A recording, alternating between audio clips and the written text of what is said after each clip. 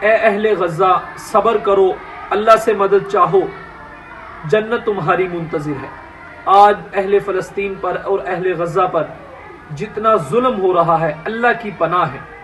یاد رکھیے مظلوم اگر کافر بھی ہو تو اللہ دنیا میں اس کی سنتا ہے، یہ تو پھر اللہ کے نام لیوا ہیں، اللہ کے رسول کے نام لیوا ہیں، نبیوں کی سرزمین کے وارث ہیں، اللہ ان کی ضرور مدد کرے گا اور ان کا جو آخری ٹھکانہ ہے وہ ضرور جنت ہے، چونکہ یہ مظلوم ہے۔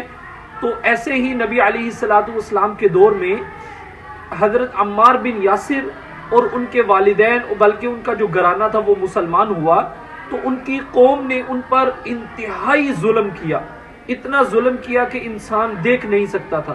پیارے آقا کا ایک دفعہ ان پر گزر ہوا اور فرمایا کہ اے عمار بن یاسر، اس کے خاندان والو صبر کرو، اللہ سے مدد چاہو۔